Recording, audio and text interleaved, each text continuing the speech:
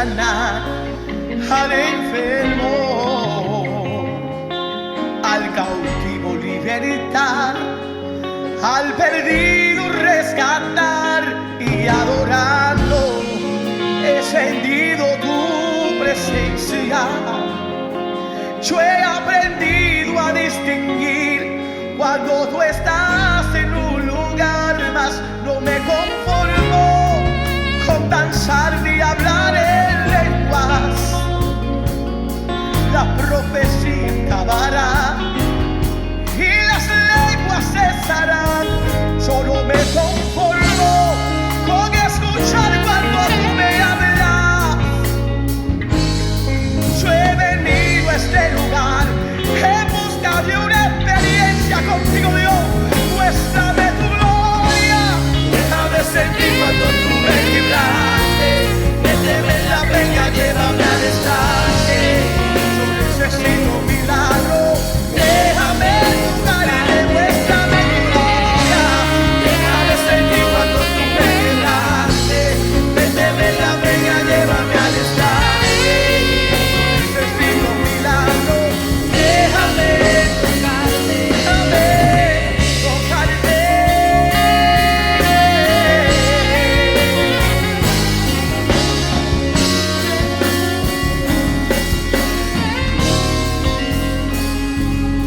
Yo te he visto sanar al enfermo, oh, al cautivo libertar, al perdido rescatar, y adorando yo he sentido tu presencia, Señor, yo la he sentido.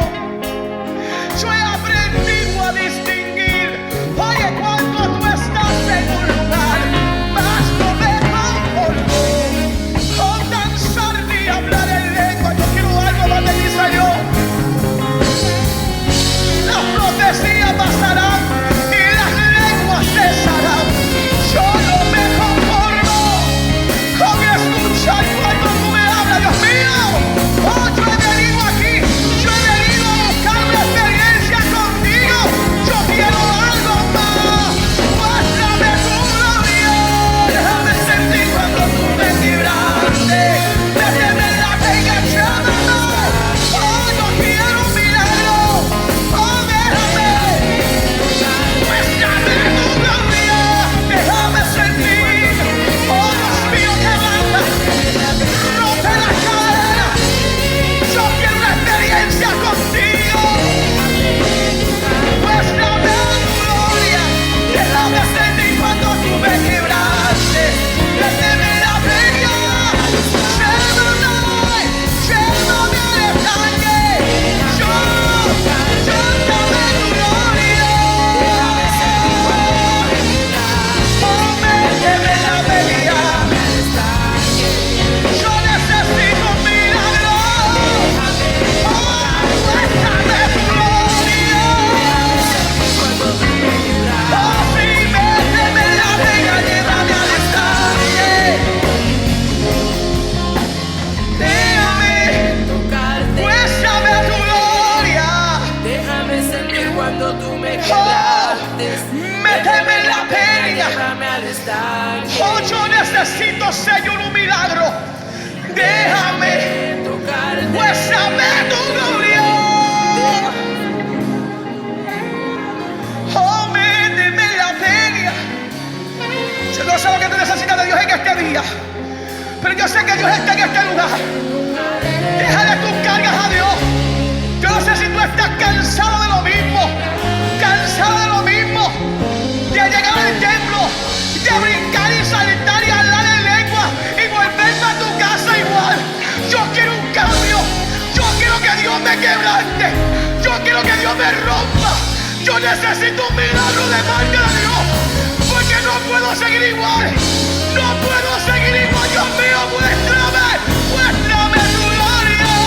Déjame sentir cuando tú me quebraste. Déjame en la peña.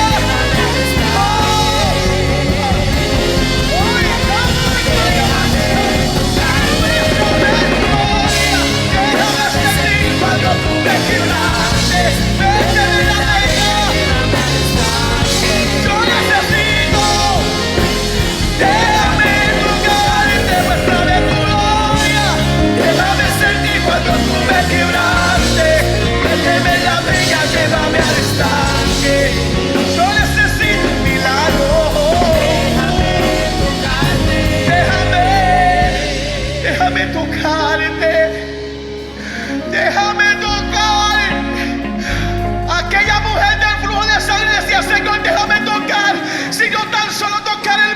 su manto. Yo sé que Dios se les... Hoy aquella mujer declaró una palabra. Aquella mujer le creyó a Dios. Aquella mujer se cansó de lo mismo. Cánsate de lo mismo. Yo te reto que tú te canses en esta noche. Ahí en tu casa, cánsate. Ahí en tu carro, cánsate. Ahí en tu... Oye, amado, esa situación que tú te encuentras, dile: Señor, yo no puedo seguir así. Cánsate, cánsate. Porque cuando tú te canses, vas a ver la gloria de Dios. Porque cuando tú te canses, vas a ver el milagro. Cuando tú te canses, vas a ver su gloria. Vas a ver su gloria, muéstrame. Déjame sentir cuando tú me quebraste. Méteme la venga, llévame al estanque. Oh, Rabashanda, la Masaya. Hoy te la Masaya, muéstrame tu gloria. Déjame sentir cuando tú me Oh, méteme la venga, llévame al estanque. Déjame tocarte.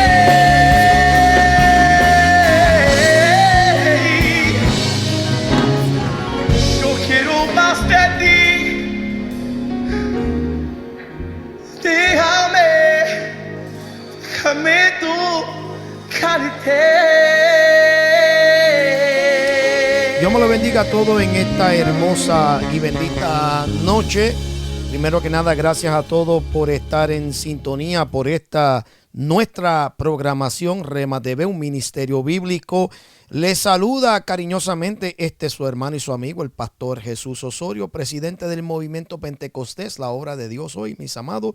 Gracias a todos en esta noche, gloria al que vive para siempre, hoy martes. Bien, mis amados, estamos contentos de poder pasar por aquí y traerle, ¿verdad?, un tema que creo que nos vamos a gozar. Así que comparta. Si usted está viendo esta transmisión por medio de Facebook Live, bienvenido. Gracias por la sintonía. Comparta el video. No sea egoísta. Deje que otro se goce también con esta bendición de parte de Dios. Si usted nos está viendo a través de YouTube, aunque esto haya sido ya pregrabado y usted está viendo, no lo está viendo en vivo, no obstante, no se cohíba, suscríbase, dele a la campanita, denle un like, para que así usted pueda ser notificado cada vez que nosotros subamos nuevo contenido. ¿Para qué? Para que usted se mantenga, ¿verdad?, a la perspectiva de lo que nosotros estamos proveyendo en términos del pan de vida de parte de Dios. Así que, sin más preámbulos, mis amados, hoy bajo el tema 7 razones por las cuales, ¿verdad?, odiaban a Cristo. 7 razones por las cuales la gente en los tiempos de él y en estos tiempos también, ¿verdad? Pero me voy a referir mayormente en los tiempos bíblicos. Cuando Jesús estaba en la escena, cuando Jesús comenzó su ministerio, que duró aproximadamente unos 3 años y medio, yo quiero hablar 7 razones específicamente por las cuales odiaban a Jesús, mayormente los ancianos del pueblo, los fariseos, los saduceos, los religiosos. ¿Por qué lo odiaban? 7 razones. Yo entiendo que podrían haber muchas más, pero me quiero enfocar por lo menos en 7 de ellas y mayormente extraídos de el libro o el evangelio según Mateo. Amén. Así que vámonos rapidito a leer la lectura que se encuentra en Lucas capítulo 11, comenzando en el verso 53 y 54. Dice así: cuando Jesús salió de allí, los maestros de la ley y los fariseos se enojaron mucho y comenzaron a molestarlo con muchas preguntas, tendiéndole trampas para atraparlo en sus palabras, en sus propias palabras. Cuando Jesús salió de allí, vuelvo y leo, los maestros de la ley y los fariseos se enojaron mucho y comenzaron a molestarle con muchas preguntas. Nota que en ocasiones, cuando tú quieres aprender, hacer muchas preguntas no es molestia. Pero en este caso, la intención no era aprender, era simplemente, como dice aquí, para tenderle trampas, tratando de atraparlo en sus propias palabras. O queda claro que los fariseos y los saduceos y los religiosos del pueblo, los ancianos, cuando se acercaban a Jesús, lo hacían única y exclusivamente con el fin de buscar atraparlo en sus propias palabras. Es decir, presentaban preguntas capciosas, ¿verdad? Buscaban indagar sobre su vida, cuestionaban, ¿verdad?, de dónde él procedía, su autoridad, etcétera, etcétera. Y esto pues lo hacían única y exclusivamente porque eran personas que lo odiaban. Y yo quiero compartir con ustedes rapidito, voy a entrar rápido de lleno porque entiendo que son 7, entonces voy a tratar de no tan solamente compartir lo que se manifestaba en esos tiempos, pero buscar a darle una aplicación a este tiempo, a este siglo en la cual nosotros estamos viviendo y cómo esto se compara hoy aún en la iglesia para este tiempo. Pero vamos a comenzar.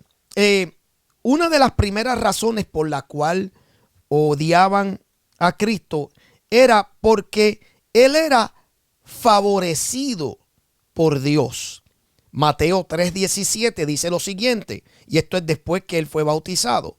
Y hubo una voz de los cielos que decía: este es mi Hijo amado, en quien tengo complacencia.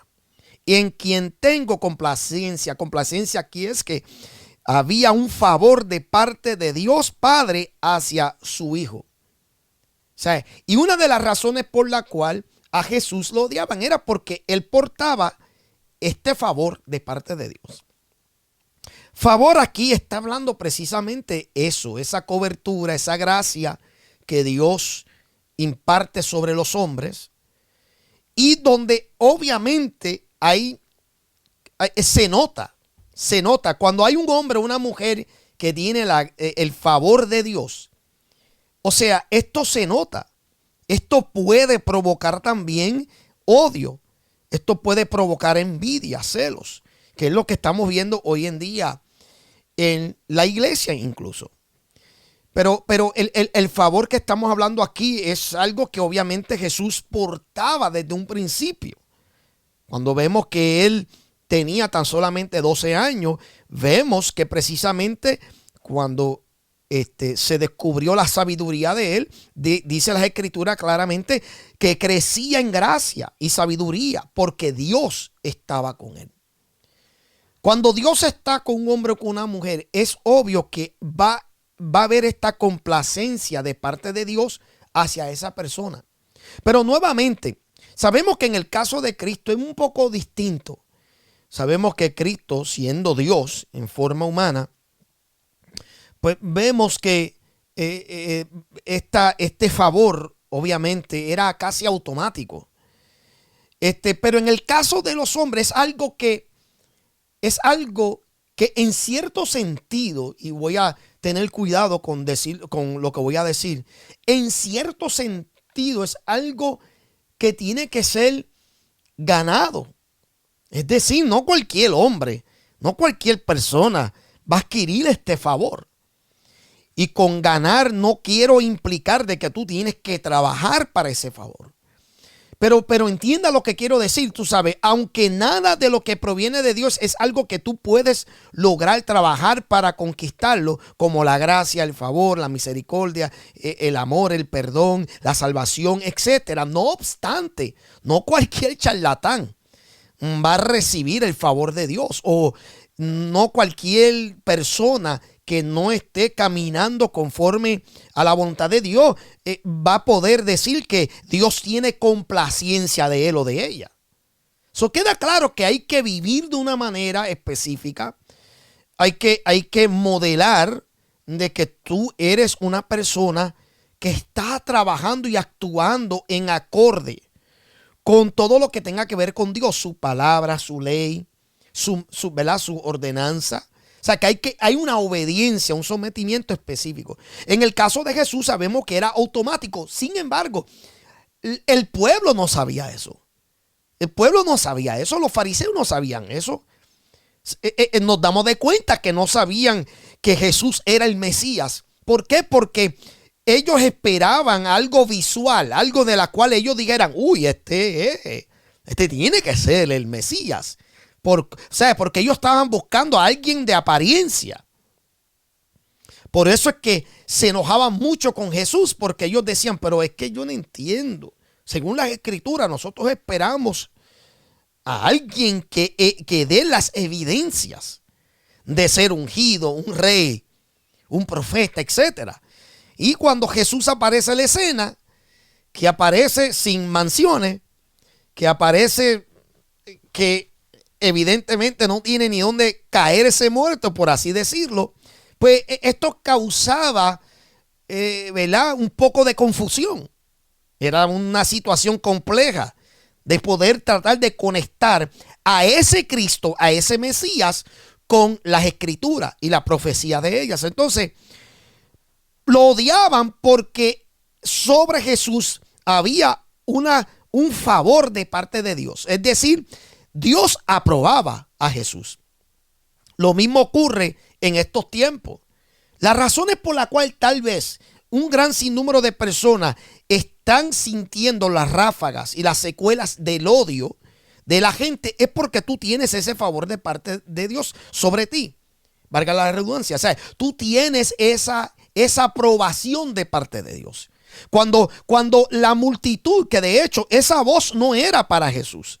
Cristo no necesitaba escuchar de que Dios aprobaba.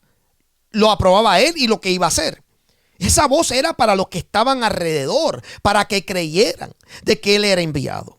La voz entonces tronante que se escucha de los cielos, este es mi hijo amado, en la cual tengo complacencia. Esa voz claramente está hablando a los que están alrededor. O sea, si la voz hubiese sido para que Jesucristo se sintiera validado de lo que estaba haciendo, hubiese dicho algo más personal. Hijo mío, yo te escogí, yo tengo complacencia de ti, pero no vemos que la voz habla singular o habla personalmente a Jesús. La voz está hablando genéricamente. Este es mi hijo amado, en la cual tengo complacencia. Escúchenlo a él, síganlo a él. Y esto provocó que lo odiaran. Porque cuando el favor de Dios está sobre tu vida, la gente se levantan. Y conste, yo tengo que ser, y siempre voy a ser crítico en la manera en que la iglesia se ha tornado en estos tiempos. Y creo que numerosos predicadores y hombres de Dios que existieron mucho antes de nosotros, que se buscaron numerosas persecuciones, si estuvieran vivos en estos tiempos, no cambiarían ni una tilde de su palabra, de su mensaje, ¿verdad? Ni de su comunicación. ¿Por qué? Porque se darían más de cuenta que nosotros, como iglesia, estamos más distantes y más alejados de realmente de lo que somos en términos de lo que venimos a hacer aquí en la tierra. Pero queda claro que todavía quedan hombres y mujeres con ese favor de Dios, con esa complacencia de parte de Dios, con esa aceptación y aprobación de Dios. ¿Por qué? Porque son personas que necesitan que los demás entiendan que ellos no vinieron aquí a hacer amistades con nadie. Que ellos no están aquí para hacer otra cosa que no sea la voluntad de Dios. Y por eso hay un montón que odian. Yo no estoy hablando tampoco, ni esto se aplica a hoy en día a un montón que están vendidos y que solamente vienen a complacer a la multitud, a los hombres, a los que tienen llave de sus iglesias. No. O sea, yo estoy hablando de gente que no vienen a comprometer su palabra, que no vienen a comprometer la misión que Dios los encomendó. De esos se van a levantar un montón que los odie. De la misma manera que odiaron a Jesús por tener ese favor de Dios sobre él, es la misma manera que te van a odiar a ti. Si es que tú tienes el favor de Dios sobre tu vida. Si es que tú has escuchado la voz de Dios diciendo, en ti tengo complacencia. Número 2. La gente odiaba a Cristo porque sus enseñanzas eran controversiales. Traían controversia. Mateo 7, 28 al 29 dice, y cuando terminó Jesús estas palabras, la gente se admiraban de su doctrina, porque les enseñaba como quien tiene autoridad y no como los escribas. O sea, la enseñanza de Jesucristo no eran que producían nada más luz. Y no era que realmente les abría la mente a la gente, pero causaba mucha controversia. ¿Tú sabes cuál es el problema de hoy en día de muchos predicadores, pastores, profetas, maestros, evangelistas, etcétera? Es que las palabras de ellos y las enseñanzas no están causando esas controversias que deben de haber. No las están causando. Están endulzando el oído de la gente que lo que quieren es escuchar son palabras lindas y suaves. Ay, no me hable muy áspero. Ay, es que esas palabras son muy ofensivas. ¿Y qué pasa? Que hoy en día tenemos un montón que en vez de una palabra que realmente confronte, lo que están es dando discursos y terapia psicológica. Lo que están, mira, lo que hay iglesias que debieran de ser grupos de terapia, grupos ¿verdad? Que busquen de alguna manera, no sé, que deberían de ser programas de rehabilitación. No debieran llamarse iglesia. Debieran de llamarse programas de rehabilitación, programas de terapia. Debieran de llamarse, no sé, centros de entretenimiento. Porque el mensaje no es uno que causa esa controversia como la debe de haber. Jesucristo dijo claramente en una ocasión: yo no vine a traer paz, yo vine a traer una espada. Una espada que causa división. Y eso es un poco controversial de sí mismo. Porque por un lado vemos a Cristo que está hablando de amor, que está hablando de paz. Y por otro lado estamos viendo a un Cristo que dice que vengo a traer división. Pero nuevamente, aquí tenemos que entender que lo que él se está refiriendo no es él como persona, no es él en su carácter, es la palabra. El mensaje que él va a traer es uno que va a ser controversial. Por eso que cuando Jesús enseñaba, la gente como que se maravillaban y decían: es que estos son enseñanzas que no habíamos escuchado. La escritura misma dice que ni los escribas, que son doctores de la ley, ni ellos enseñaban de tal manera, lo cual nos enseña a nosotros que los mismos fariseos, los mismos ancianos del pueblo, no estaban enseñando la ley como debiera. Porque si la enseñaran tal y como está, eso iba a causar mucha controversia. ¿Cuántas veces Jesús, cuando hablaba, decía: pero Señor, lo que tú estás enseñando es muy fuerte, ¿quién podrá vivir y acatar según lo que tú estás exigiendo? Es muy difícil. Claro, para la mente y el corazón que quiere hacer lo que le da la gana, es difícil. Para la mente y el corazón que lo único que quiere apetecer es más la carne que el espíritu, claro que va a ser difícil.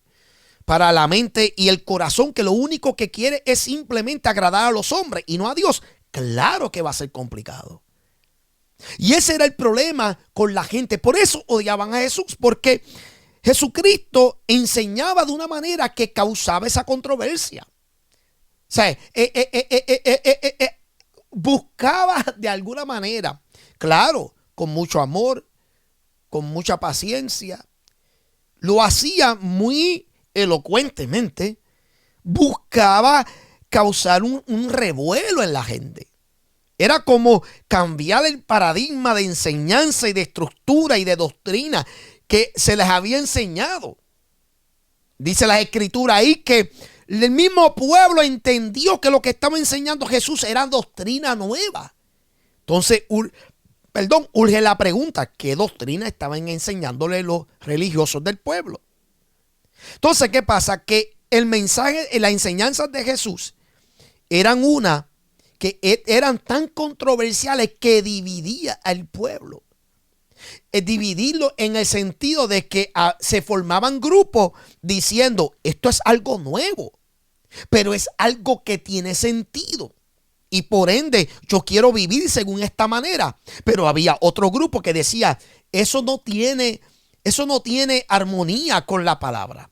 Lo que él está diciendo es muy diferente a lo que hemos escuchado según el Torah, según la palabra y la ley de Dios. Lo que él está hablando es muy quién lo puede vivir. No es posible.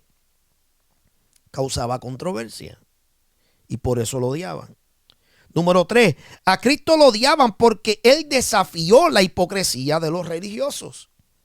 Mateo 23, versos 1 al 3 dice: entonces habló Jesús a la gente y a sus discípulos diciendo: en la cátedra de Moisés se sientan los escribas y los fariseos.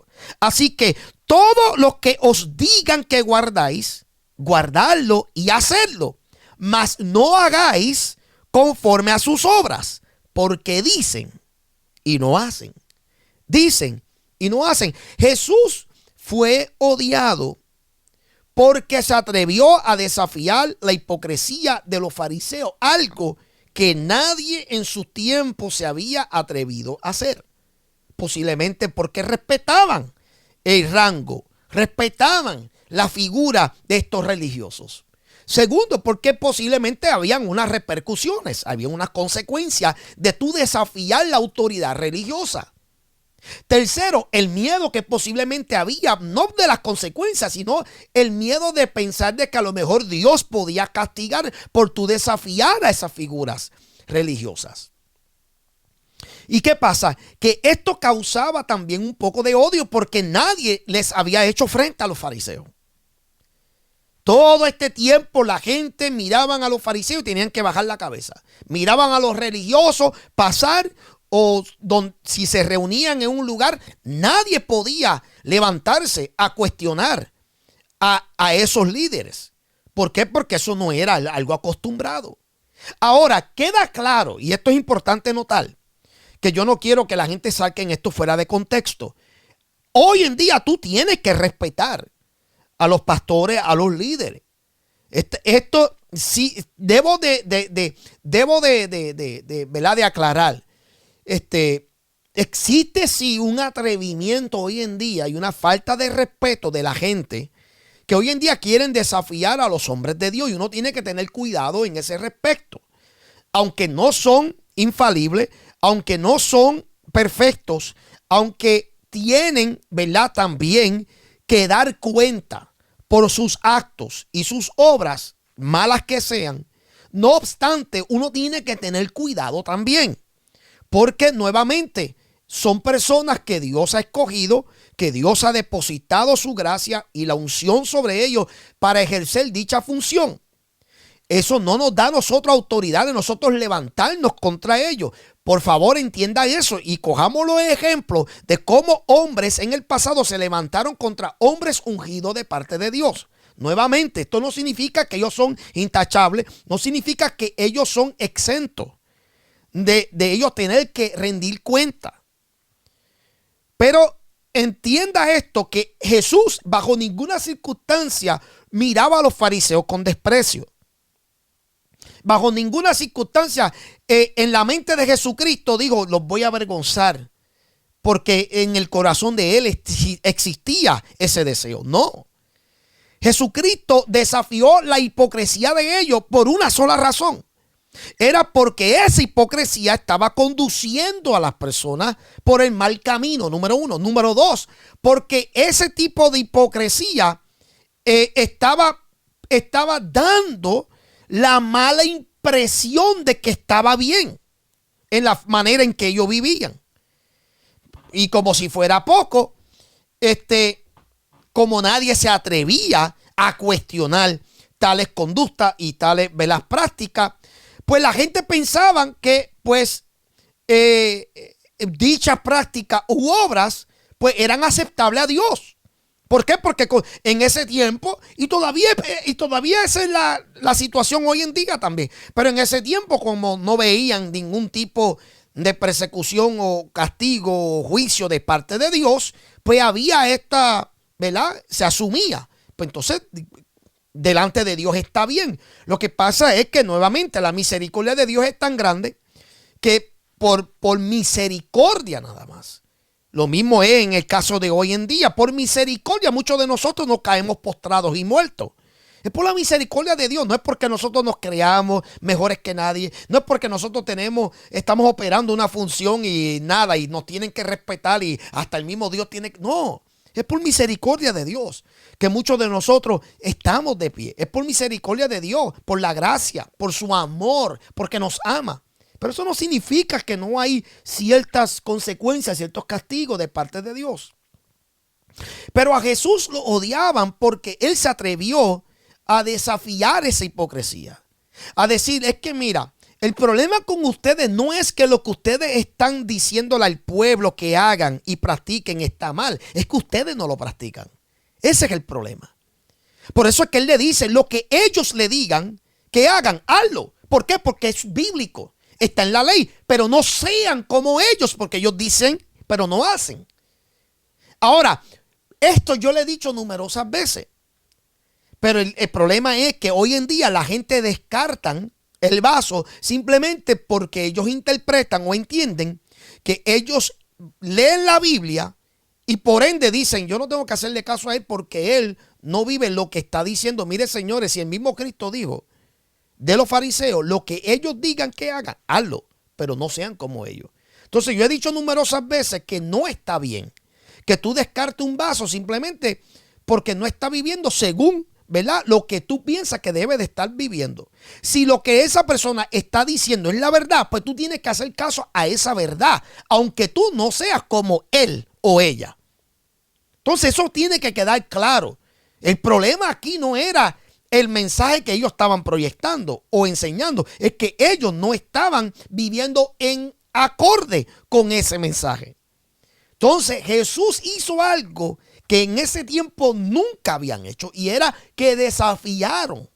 Él desafió la hipocresía de ellos, es decir, la expuso, la destapó. Y esto enojó muchísimo a los fariseos. Porque nuevamente no era que Jesús estaba mintiendo, era que ellos decían, pero ¿quién es este que se atreve a desafiarnos en público y de frente de toda esta gente? Esto nunca había pasado. Nadie nunca nos había hecho frente. Sí, porque algunas personas cogen literal las palabras de Josué. Cuando Dios mismo le habla a Josué, dice, nadie te hará frente todos los días de tu vida. Entonces hay gente que aplican eso cuando se trata de que nadie le puede hacer frente, nadie les puede decir nada. O sea, no está refiriéndose a eso. Si tú andas bien, si tú haces las cosas bien, nadie te podrá hacer frente. Pero cuando nosotros hacemos mal, cuando nosotros pecamos contra Dios primero que nada, no es contra los hombres. Cuando nosotros pecamos contra Dios, pues entonces nosotros tenemos que esperar que haya alguien en la cual pueda destapar de nosotros dicha hipocresía, como en el caso de David y Natán. El profeta Natán fue de parte de Dios y destapó la hipocresía del rey para simplemente ayudarlo a que pudiera confrontar la maldad y la iniquidad que se produjo en su corazón. Y en ocasiones, mi amado, cuando Dios permite eso, eso es una señal perfecta de que Dios está contigo. Porque la Biblia dice que hay pecados que se hacen patentes antes de que vengan a juicio. A otro se le descubre después. Eso está en 2 de Timoteo, capítulo 5, si no me equivoco. O sea, Dios permite, porque nos ama, que la hipocresía nuestra se descubra y se destape. Pero es porque nos ama, nos quiere salvar, no quiere que caigamos en mayor condenación. Y eso tiene que quedar claro. Lo que Jesús entonces estaba haciendo, que los fariseos no vieron en ese momento, era, mira, yo los amo y los quiero salvar, pero yo necesito destapar la hipocresía de ustedes, porque ustedes dicen pero no hacen. Entonces, para que ustedes puedan realmente ver el asunto que los tiene a ustedes atrapados y ciegos, ustedes tienen que reconocer cuál es el mal de la cual ustedes están viviendo. Y por eso se buscó siendo lío, porque él destapó la hipocresía de ellos. Número 4. A Jesús lo odiaban porque él no cumplía con las tradiciones de ellos. Mateo 15, verso 1 al 3 dice, entonces se acercaron a Jesús ciertos escribas y fariseos de Jerusalén diciendo, ¿Por qué tus discípulos quebrantan la tradición de los ancianos? ¿Por qué no se lavan las manos cuando comen pan? Respondiendo él les dijo, ¿por qué también vosotros quebrantáis el mandamiento de Dios por vuestra tradición? O sea, mira cuál era la quejabanza de estos hombres. Algo tan simple de que porque ellos observaron que tanto Jesús ni los discípulos se lavaban las manos cuando comían pan. Otros en otra ocasión se quejaron porque no ayunaban como ellos ayunaban. Ay, bendito. Mira, nosotros ayunamos todos los días porque tus discípulos no ayunan. O sea, todo esto se había convertido en tradición. Todo esto nota, mira esto. La pregunta de por qué no se lavan las manos cuando parten el pan no tenía nada que ver con higiene. Nada que ver con higiene. Tenía más bien que ver con una tradición. Donde honestamente pues era cuestión de ver más sagrado el partir el pan que cualquier otra cosa. O sea, el asunto de ellos no añadieron aquí, mira, ¿por qué tus discípulos no se lavan las manos? Eso es falta de higiene, se pueden enfermar, las manos están llenas de microbios y ustedes no andan en el desierto todo el tiempo con las manos sucias y llenas de tierra. El problema de ellos no era que era un asunto de higiene, es que esto era algo tradicional. Partir el pan se había convertido en algo. Recuerden que el pueblo de Israel viene arrastrando con muchas de las prácticas que se vieron en el desierto, mayormente cuando el tabernáculo de Moisés se erigió. Y muchas de esas prácticas de tú asegurarte de lavarte las manos cuando iban a partir el pan, ¿verdad? De la propiciación. Todas estas prácticas y costumbres, los fariseos iban arrastrando con ellas. Por eso es que tú veías que un escriba tenía que bañarse completamente cada vez que iba a escribir el nombre de Yahweh. Porque era tan sagrado. Habían convertido esto en algo tradicional, algo muy religioso, algo muy acostumbrado. Entonces, las quejabanzas de ellos eran cosas tan simples. ¿Por qué no se lavan las manos cuando parten el pan? Y la respuesta de Jesús es, pero ¿y por qué ustedes quebrantan los mandamientos de Dios por las tradiciones de ustedes? Entonces Jesús comienza a desafiarlo, no con la intención de ser un revolucionario, no con la intención de ser un buscabulla, no con la intención de crear pleito y crear estos debates y división. Es porque realmente lo veía absurdo de que consideraran más religioso y santo y consagrado lavarse las manos antes de partir el pan en vez de servir a Dios con todo el corazón, en vez de buscar que el corazón estuviera lavado y limpio para ir al templo. O sea, si fuera yo le diría a ellos, ven acá, tú te quejas porque yo no me lavo las manos partiendo el pan. Pero entonces, ¿por qué tú no te lavas el corazón antes de tú ir ante el altar y en la casa de Dios? Alábalo si pueden a esta hora, porque así hay un montón. Quieren practicar tradiciones, pero tú los ves que se trepan en un altar teniendo cosas con el hermano. Cuando la Biblia dice bien claro, si tú tienes algo en contra de tu hermano, antes de tú ofrecer esa ofrenda, déjala ahí, vete, reconcíliate con tu hermano y luego ven y ofrece esa ofrenda. O sea, muchos de nosotros no entendemos que una de las cosas que Jesús hacía era destapar cosas que estaban ocultas por mucho tiempo. Y esto produjo odio de parte de los fariseos, de parte de los religiosos. Porque él no quería practicar ningún tipo de tradición, porque Jesús no vino a formar parte de tradiciones. Él vino a romper con ellas. ¿Por qué? Porque las tradiciones esclavizan. Como un montón cristianos hoy en día que todavía hay un montón de cosas que los tienen esclavizados. O sea, queremos hablar del amor de Dios, pero cuando nos toca a nosotros mostrar amor verdadero contra nuestro hermano, fracasamos. Queremos hablar del perdón de Dios, pero cuando nos toca a nosotros la oportunidad de manifestar ese perdón de la cual tanto vociferamos, nosotros fracasamos. Entonces queda claro que lo que tenemos nosotros también es tradición, porque nos gusta hablar de lo que la Biblia exige, pero nosotros mismos no la manifestamos. Y lo odiaron por eso. Odiaban a Cristo porque Él no quería seguir las tradiciones. O sea, habían unas tradiciones, habían unas prácticas que a Jesús no le importaba. No era, o sea, para ellos era una falta de respeto, pero la intención de Jesús no era faltarle el respeto. Era que Jesús decía, pero es que esto es absurdo. Cuando hablaba del ayuno, ¿por qué no ayunan? Él decía, pero ve acá, ¿acaso los que están junto con el esposo pueden ayunar? No, llegará el momento que realmente cuando sea quitado, entonces ayunarán. Ese será el momento. O sea, lo que él quería decir, aquí está el Hijo de Dios. Aquí está la razón por celebrar. Frente de ustedes está la razón por la cual no tener que ayunar. Pero cuando yo no esté presente, entonces van a tener razones por la cual ayunar. En el cielo, de por hecho, no va a haber necesidad de ayuno. Yo no sé cuántos se creen eso. Pero si tú te crees que en el cielo, en el paraíso, una vez que todo esto termine, si tú te crees que en el cielo todavía se va a practicar el ayuno, si tú te crees que en el cielo todavía va a haber razón por la cual orar, entonces yo no sé en qué tú vives. Es más, yo estoy seguro que tu Biblia no has leído. En el cielo no va a haber esa necesidad. En el cielo va a haber regocijo. En el cielo no va a haber necesidad de ayunar porque ¿qué tú vas a atar?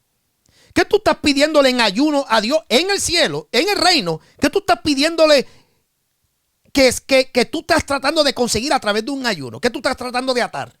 Esa es pregunta que yo quiero hacer. Si tú estás orando, ¿por qué tú estás orando? Porque que yo sepa, mientras nosotros no estemos en el cielo y en el paraíso, hay necesidad por orar. Necesidad de orar por la humanidad, los gobiernos, los reyes, los que están en eminencia. Hay necesidad de orar por cada uno de nosotros. Hay necesidad de orar por los enfermos. Pero cuando nosotros estemos en el cielo, ¿cuál va a ser el uso de orar? Entonces, queda claro que Jesús le está enseñando a ellos, mira, mientras yo esté aquí, aprovechen mi presencia. Porque llegará un momento en que cuando ya yo no esté, cuando mi presencia física deje de estar, van a tener que ayunar. Entonces, los fariseos tenían una peculiaridad de prácticas que realmente a Jesús no le interesaba formar parte de eso. Y por esas razones era que odiaban desmedidamente al maestro. Número 5. A Cristo lo odiaban porque su relación con el Padre era genuina. Juan capítulo 8, versos 54 y 55 dice, respondió Jesús, si yo me glorifico a mí mismo, mi gloria nada es. Mi Padre es el que me glorifica, el que vosotros decís que es vuestro Dios. Pero vosotros no le conocéis, mas yo le conozco. Y si dijere que no le conozco, sería mentiroso como vosotros. Pero le conozco y guardo su palabra. Esto era una bofetada directa a los fariseos cuando escucharon eso. Este es el famoso capítulo donde Jesús está hablando sobre la preexistencia de él. Donde él dice, antes de que Abraham fuera, yo soy. Uy, tacho, y digo, ¿Qué? Tú estás blasfemando. Entonces, esto enojó demasiado a los fariseos. ¿Por qué? Porque Jesús hablaba con una certeza de la relación que tenía genuina con su Padre. Algo que hoy en día mucha gente habla, pero realidad tras bastidores, a puertas cerradas, no tienen relación ninguna. Es más, a los fariseos les molestó no tanto que Jesús hablara de esta relación tan cercana que se igualaba al Padre, porque en ocasiones él decía, el Padre y yo uno somos, y esto era una blasfemia, esto era algo insólito, esto quebrantaba y rajaba toda creencia de ellos. Ellos decían, pero ¿cómo es que este hombre se atreve a decir que él y el Padre uno son? Esto es demasiado. Pero en cierto punto, dentro de los fariseos, ellos envidiaban esa relación que tenía Jesús con el Padre. ¿Por qué? Porque Jesús hablaba con una convicción profunda. La convicción que él tenía con su padre era una real, era una genuina, no como la que ellos profesaban. Porque la que ellos profesaban no era una ni segura ni certera. Ellos hablaban que tenían una relación, pero el mismo Jesús dijo en una ocasión, pero ven acá. Ustedes dicen que conocen a Dios, pero si ustedes conocieran a Dios, ustedes me amarán a mí. ¿Por qué? Porque yo procedo del Padre. O sea, ustedes dicen que ustedes conocen a Dios, pero entonces si ustedes conocen a Dios, ¿cómo que ustedes no creen en las obras que yo hago? No tiene sentido. Entonces, esto enojó mucho a los fariseos porque ellos decían, pero ¿cómo este se atreve a decir que nosotros no amamos a Dios y que no tenemos una relación con nuestro Padre? ¿Por qué? Porque Jesús sabía que no era genuina. No era una relación genuina.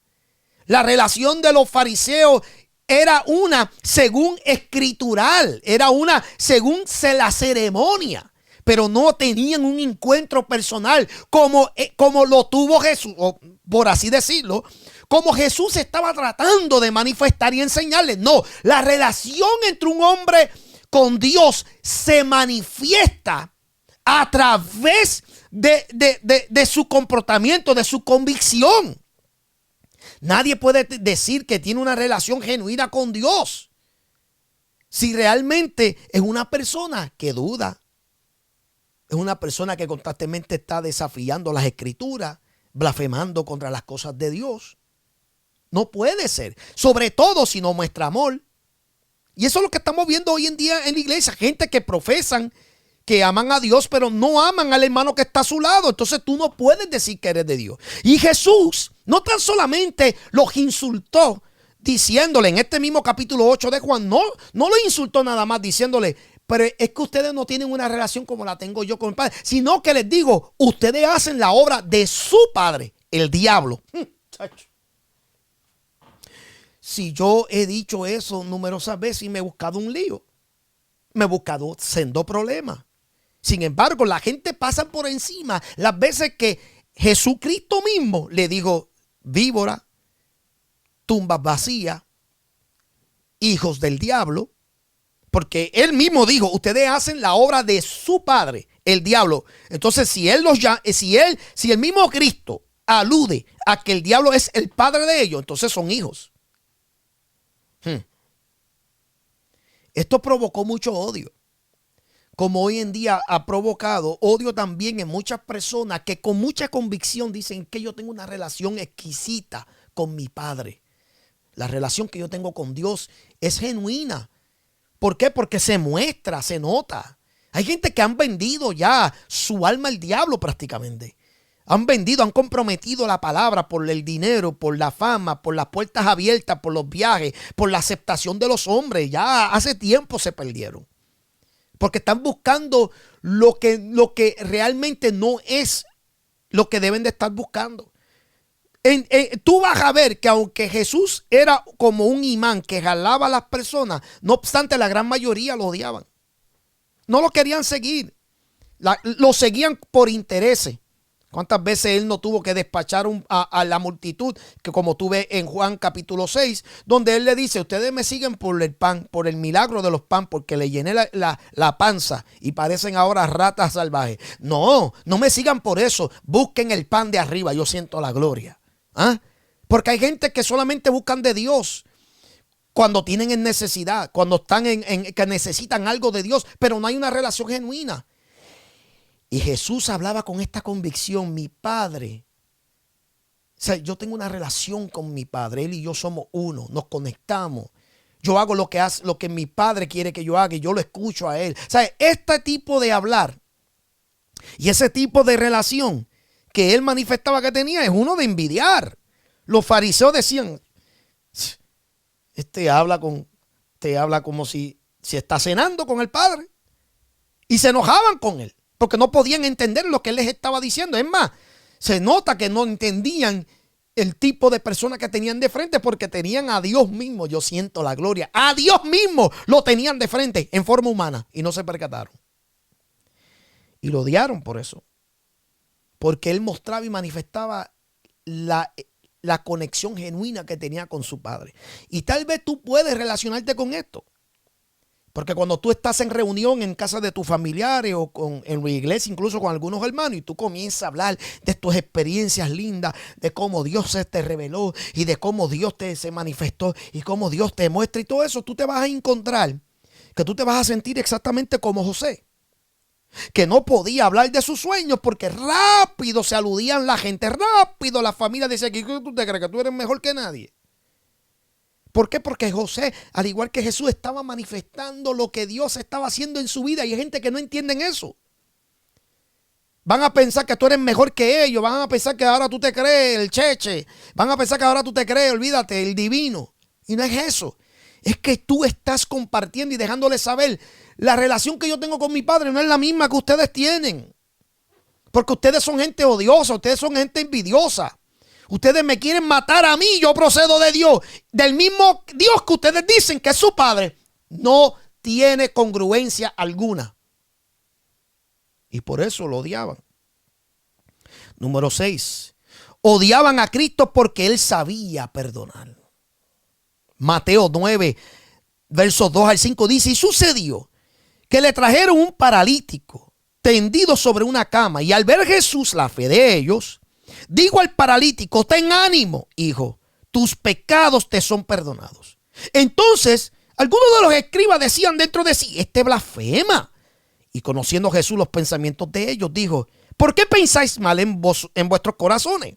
Porque, ¿qué es más fácil decir? ¿Los pecados te son perdonados? O decir, levántate y anda. O sea, ellos odiaban a Cristo porque Cristo tenía el poder para perdonar. O sea, imagínense eso por un momento. Claro, yo no voy a tratar de, ¿verdad?, de aplicar a que nosotros tenemos el poder para perdonar. En ese sentido, aquí estamos hablando de un perdón divino. O sea, el perdón que estos hombres no estaban entendiendo. Este es Dios en forma humana, en medio de la humanidad, de su creación, mostrando un perdón que Él quería que los hombres también aprendieran a mostrar. Ahora, esto es interesante porque Jesús ve a este paralítico como uno cuya condición, o sea, esto es lo que se alude, cuya condición tiene que haber sido por algún pecado que había cometido o pecados. Porque Él dijo, ten ánimo, hijo, tus pecados te son perdonados. Recuerda, hay dos maneras en que Jesús manifestaba un milagro. A uno le decía, tus pecados te son perdonados, pero a otro le decía, tu fe te ha hecho salvo. Quiere decir que hay algunas personas cuya condición no tenía nada que ver por pecados, sino más bien para que la gloria de Dios se manifestara, porque solamente era cuestión de que la persona activara su fe. Pero habían otras ocasiones que tenía que ver con el pecado cometido de la persona. Por eso a este paralítico en particular le dice, tus pecados te son perdonados. Y esto creó revuelo. Los fariseos decían, pero ¿quién es este? Este está blasfemando, porque solo Dios puede perdonar. Pero ahí se equivocaron.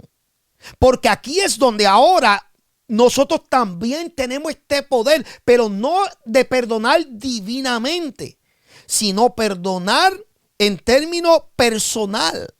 Nosotros tenemos el poder para hacerlo y no lo hacemos como iglesia. No lo hacemos cuando tenemos la oportunidad, como había dicho unos minutos antes. O sea, ya yo toqué este tema, pero es importante saber que una de las razones por la cual odiaban a Cristo era porque Él perdonaba. Cuando que en ese tiempo veían que dicha actitud o dicha acción era blasfemo. Era algo de blasfemar, no, porque Dios es el único que tenía el poder para perdonar. O sea, es decir, ellos estaban todavía pensando en lo tradicional, en los ritos, en las prácticas, en las ceremonias. De tú llevar un sacrificio, presentárselo al sacerdote y el sacerdote ser el intermediario para que tus pecados sean perdonados. Es decir, a ellos les molestaba que el perdón que estaba manifestando Cristo no había pasado por los sacerdotes primero. Y Jesucristo lo que le está enseñando es, mira, va a llegar un momento que ya no va a hacer falta, yo siento la gloria. Ya no va a hacer falta sacerdotes ninguno, porque por eso mismo es que cuando Cristo en la cruz, cuando Él pronunció las palabras, está todo cumplido, todo está hecho, dice la Biblia, que la cortina del templo se rajó en dos del lugar santísimo. ¿Por qué? Porque eso implicaba que ya la procesión, que ya la presentación de un sacerdote para presentar los pecados del pueblo o del individuo hacia Dios ya terminaba. Ya no hacía falta más un sacerdote, porque el sacerdote de sacerdotes, yo siento la gloria de Dios, aleluya, había presentado una vez por todas el sacrificio de todos. Ya no hace falta más, aleluya, que un hombre aquí en la tierra se presente delante de Dios. Neva cuataba. Santo, yo siento la gloria. Jesús le dijo, aquí hay uno mayor que ustedes que tiene el poder para perdonar. Y los fariseos se molestaron, los ancianos se enojaron, dijeron, pero es que normalmente la forma correcta para perdonar es que vienen a nosotros y nosotros lo presentamos delante de Dios. Es decir, nosotros somos los vicarios de Dios. Nosotros somos los presentadores, nosotros somos los intermediarios. Y ellos se ofendieron más porque Jesús estaba cortando al hombre del medio. Esto es para eliminar la arrogancia y el orgullo de que los pecados de fulano de tal fueron posibles, perdonados y limpiados y olvidados. Solo posibles porque vinieron a donde mí. Y eso era lo que el Señor estaba eliminando. Y lo odiaron por eso. Pero ¿cómo este hombre puede decir que él puede perdonar? ¿Pero quién es él? Porque no lo consideraban ni siquiera un sacerdote. Porque ese era el trabajo del sacerdote. O sea, presentar ese pecado delante de Dios para que Dios perdonara. Y como uno que viene aquí a perdonarse, lo que él le estaba mostrando es, mire, no tan solamente yo tengo el poder para perdonar, sino que yo soy el sacrificio que voy a ser expuesto para que los pecados sean borrados y perdonados una vez por todas. Y finalmente vemos que la razón por la cual odiaron a Cristo era porque Él vino a cumplir con una misión que los demás no pudieron cumplir. Esto lo vemos cuando Él se acerca al templo un sábado, en las perícopas como de costumbre, en Lucas capítulo 4, versos 18-19, y comienza leyendo escritura de Isaías que dice, el Espíritu del Señor está sobre mí, por cuanto me ha ungido para dar buenas nuevas a los pobres. Me ha enviado a sanar a los quebrantados de corazón y a pregonar libertad a los cautivos y vistas a los ciegos, a poner en libertad a los oprimidos, a predicar el año agradable del Señor. Odiaron a Jesús porque inmediatamente que Él leyó las escrituras, Él miró al pueblo, dice la Biblia, que Él miró a los que estaban reunidos y dijo, hoy estas escrituras se han cumplido ante sus ojos. Se alborotó, se metió el diablo. Porque inmediatamente lo consideraron un blasfemo, que cómo es posible, quién eres tú, porque esto solamente lo puede cumplir el Mesías, el ungido. Tú simplemente eres un hijo de carpintero, tú eres un pordiosero, tú no tienes dónde caerte muerto. ¿Quién eres tú? Tú eres un blasfemo, tú eres un impostor. ¿Cómo tú te atreves? Lo que ellos no se estaban dando de cuenta es que Jesucristo no tan solamente obviamente estaba cumpliendo proféticamente esa porción bíblica, sino que le estaba diciendo, es que mi misión yo la vine a cumplir. ¿Y ustedes qué vinieron a hacer? ¿Qué ustedes han hecho aquí en 400 años? Nada. Su generación tras generación tras generación no han hecho nada. No han soltado a los oprimidos, no han libertado a los cautivos. O sea, ustedes no han pregonado el año bueno. O sea, su mensaje ha sido siempre uno de juicio, de condenación. ¿Qué han hecho ustedes? Yo sé cuál es mi misión.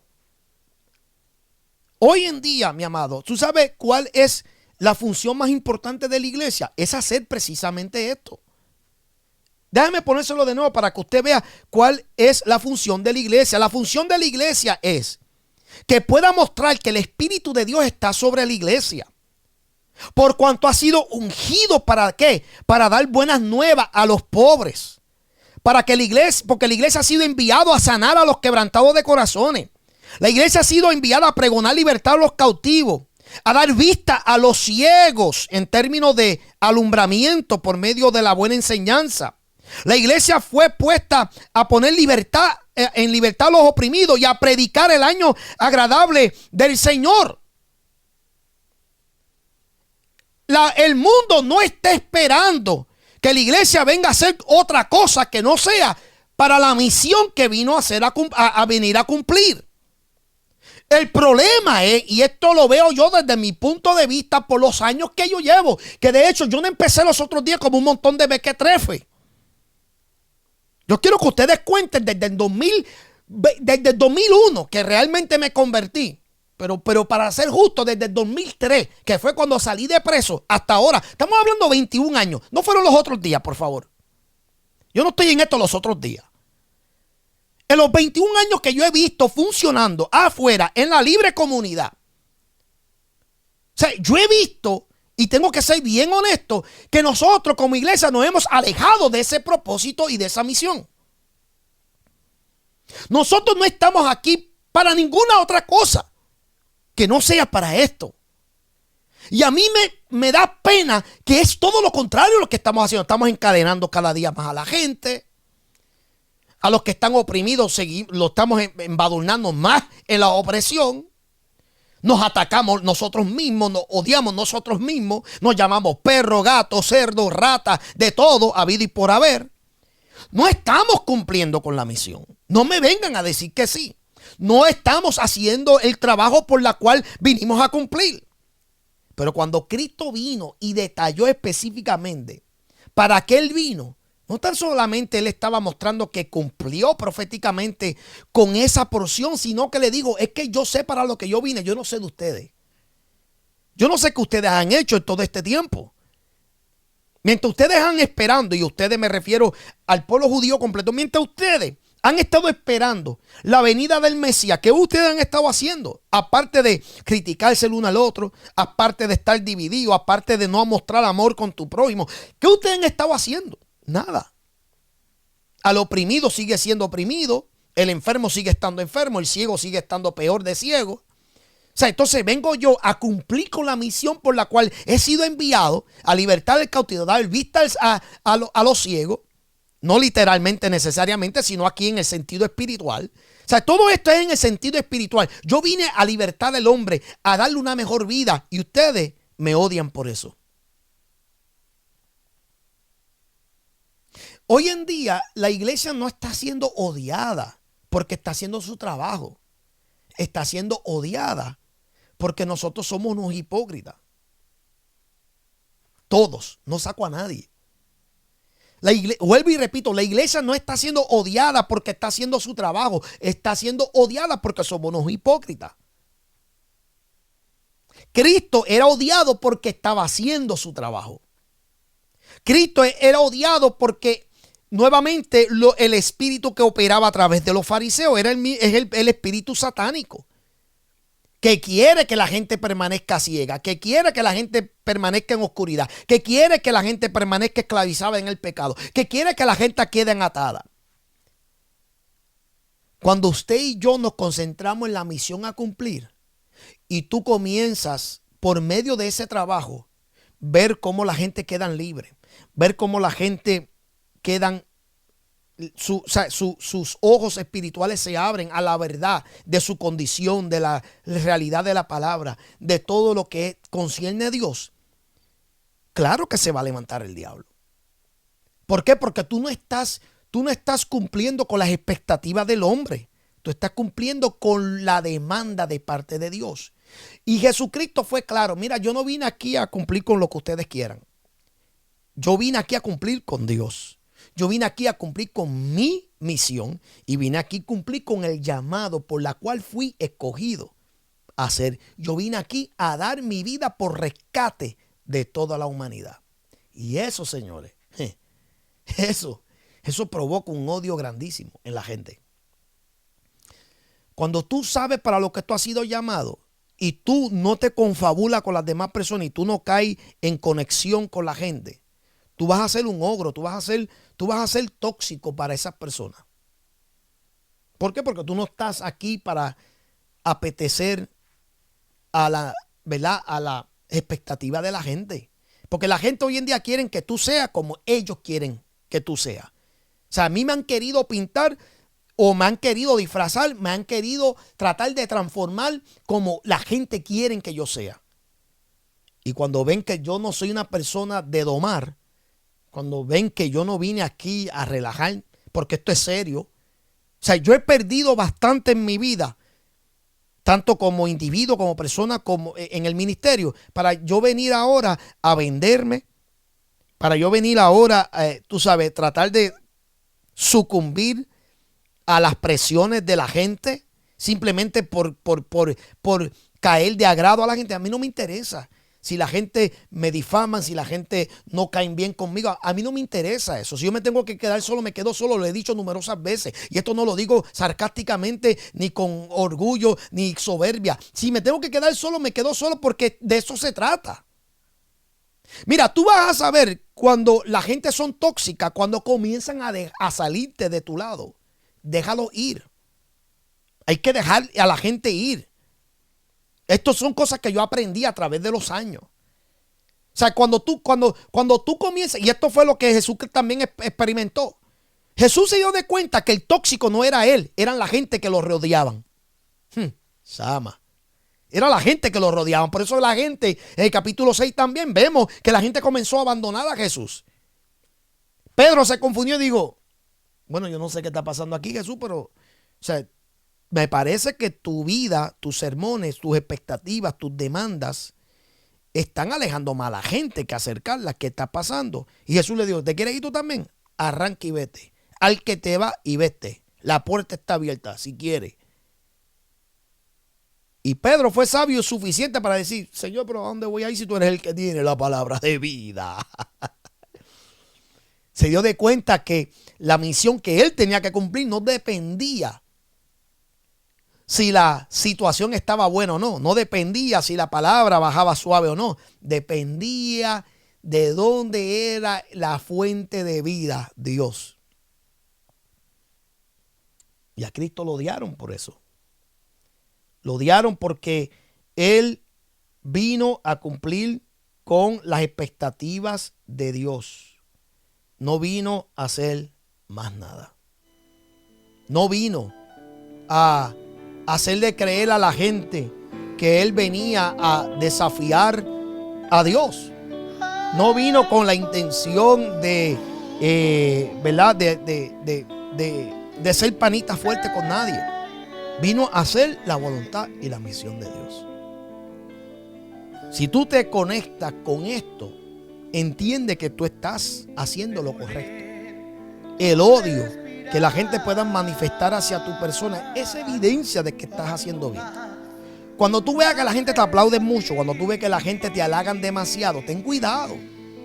Esto es algo que yo he compartido con numerosas personas, incluyendo los hijos míos, que están cursando en su ministerio. Y cuando la gente halaga mucho, cuando la gente apoya, o sea, te engrandece mucho, hay que tener cuidado.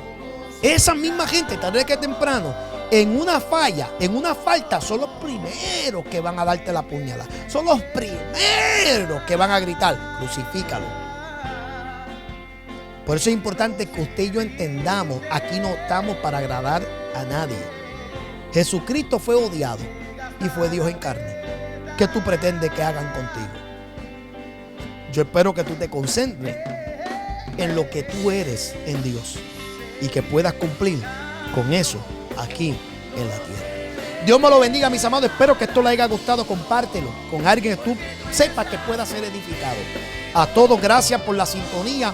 Recuerden, oren por nosotros, por nuestro ministerio, esperando de parte de ustedes también que el Señor los bendiga, que el Señor los prospere y que el Señor verdaderamente les siga revelando su plan para aquellos que todavía viven en una incertidumbre. Estamos en unos tiempos inciertos, estamos en unos tiempos peligrosos y no hay tiempo que perder. Dios me lo bendiga. Les saluda su hermano, su amigo, el pastor Jesús Osorio. Me despido, hasta la próxima. Chao.